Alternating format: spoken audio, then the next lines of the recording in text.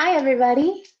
So this is just going to be a quick video. I just want to talk through flows a little bit today. I realize that we use them a lot in our practice, and it might be something you're working on getting a little bit more fine-tuned. It might be something you've never seen before. I know personally, I am always working on fine-tuning my flows, where my elbows are, where my hips are, all those kinds of things. So we're going to talk through the two main types of flows. The first one being lowering through 8-point pose, which is knees, chest, chin, and then coming up to a cobra. The second type is chaturanga to up dog. And they're two different ways of getting to the same end point. They work different parts of the body in some aspects, but some aspects pretty similar. They both can feel great. They might not feel great for you though, and that's okay. You don't have to take either of these versions. None of them are mandatory, but I just wanted to take a second to lay them both out for you. That way you have them both. So I'm going to go back to my mat, and the first one is going to be knees, chest, chin to cobra. So first I'm going to have us all just come back down to our bellies and work through what cobra is. So laying down on your stomach, tops of your feet on the mat about as wide as the mat. Your hands are flat underneath your shoulders, and those elbows are like glued into the rib cage. You'll look down at the ground, and then as you inhale, you peel the chest up while engaging the core. So you can come up ever so slightly. This is one version of cobra. We call it baby cobra, but it's fabulous. It engages the back body so beautifully. Or you can pull up a little further, pulling the chest off, just making sure you're gazing down and out, not straight down, not looking up, constricting the throat. Or if it's comfortable, you don't want to crunch the low back. So you only come up as far as feels comfortable for the back, lifting through the chest. So this would be your full extension of cobra. Make sure not to squeeze those glutes too tightly. It's natural to engage them. You want to release. And your hips aren't really coming off the floor here. So that's our cobra. So we'll start with the first version. That'll be what we lower down to. Just wanted you to know what it was ahead of time. So feet underneath the hips, hands by your sides. Inhale, arms up tall. Exhale, forward fold. Inhale, halfway lift, so hands come to the shins, look out. Exhale, plant the hands, step back to a nice, strong plank. We'll take an inhale here.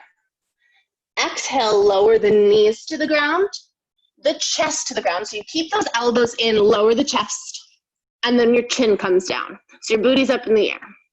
Then you inhale, pull the chest through, lower the hips, come onto the tops of the feet, lifting up for cobra. You never have to come up fully. You can stay down nice and low. But you're in your cobra. Then on the exhale, you tuck the toes, lift the hips up, downward dog. You may stay here for a few breaths. You may do some fun things. Then you would lift up onto the toes. You can step to your hands. You can take a few steps, so walk to your hands. Or you can bend the knees and hop to your hands. Once you get here, inhale, halfway lift. Exhale, fold. Inhale, arms to the sky. Exhale, hands by your sides. Let's do that 2 times through at a little bit of a quicker pace so you get a feel for it. Then we'll talk about the other type. Inhale, arms up. Exhale, fold. Inhale, halfway left. Exhale, plant the hands, step back to plank. Deep inhale. Exhale, knees, chest, chin. Inhale, cobra. Exhale, downward dog. Inhale to the toes. Exhale, however you'd like to get your feet to your hands. Inhale, halfway lift. Exhale, fold. Inhale, arms to the sky. Exhale, hands by your sides. We're going to do it one more time through. Inhale, arms up. Exhale, fold. Inhale, halfway lift. Exhale, plant the hands, step back to plank. Deep inhale. Exhale, lower knees, chest, chin. Inhale, cobra. Exhale, downward dog. Inhale to the toes. Exhale, feet to hands. Inhale, halfway lift. Exhale, fold. Inhale, arms to the sky. Exhale, hands to heart center. Awesome job. You did flow number 1. Flow number 2 involves upward dog and chaturanga. Chaturanga is a little bit more of engagement in the upper arms and the core. It's really important. You don't want to hurt yourself in this pose. So you want to make sure you've built the foundational strength through doing more flows, through doing other types of yoga before you make your way to chaturanga. So let's talk about up dog first though. So make your way down onto your bellies again. Up dog, your hands are still by your shoulders, but your thumbs are kind of around your nipple line. And you pull the chest up, but you also pull the hips and the thighs up. And then shimmy forward a little bit. So the chest is really arcing forwards. So the hands end up being by the rib cage by the time you're done. So you can just bring your hands to the rib cage if you'd like and lift. But I find that the first time you're getting into up dog, it helps to go into that familiar cobra and then shimmy yourself forward. Whatever feels good for you. There are also 2 ways to get into chaturanga. So I'm going to show you both of them first, and then we'll do each one together. So when you're coming in, you start the flow the same way.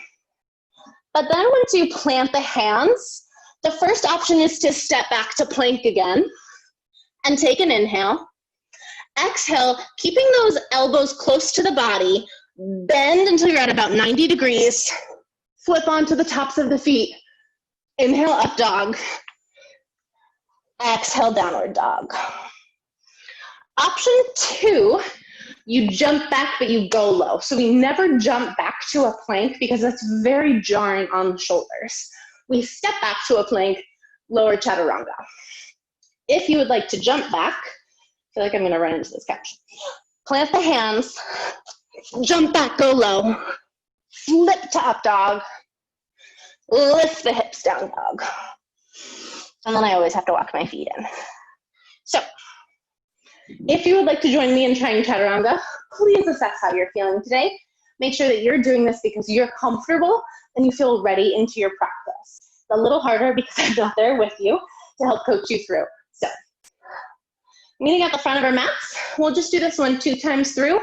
I would encourage you not to try the jump back yet. I would step back, go low. The first one, I'll step back, go low. The second one, I'll show you that jump back again for when you're ready. Hands by your sides. Inhale, arms up. Exhale, fold. Inhale, halfway lift.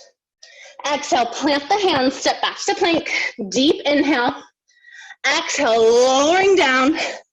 Inhale at 90 degrees, flip to up dog. Exhale, rolling over those toes, downward dog. Inhale, lift onto the toes again. Exhale, your feet come to your hands. Inhale, halfway lift. Exhale, fold. Inhale, arms to the sky. Exhale, hands by your sides. Feel free to do that one again. Or if you've been doing this for a while and you'd like to try the jump back, go low, take it at your own choice. Inhale, arms up. Exhale, fold. Inhale, halfway lift. Exhale, plant the hands, jump back, go low. Inhale, up dog. Exhale, lift the hips, downward dog. Inhale to the toes. Exhale, feet to hands. Inhale, halfway lift. Exhale, fold. Inhale, arms to the sky. Exhale, hands to heart center. Whenever you're taking a flow, you always have the option to lower knees, chest, chin, and then come to Cobra. You never have to take Chaturanga to up dog. It's an option if you'd like to work on it, but it's never mandatory. I hope this was kind of helpful. I just wanted to talk through the 2 flows quickly because I realized that I use them a lot. So now you know, and you have this as a reference. Let me know if you have any questions. Bye, loves.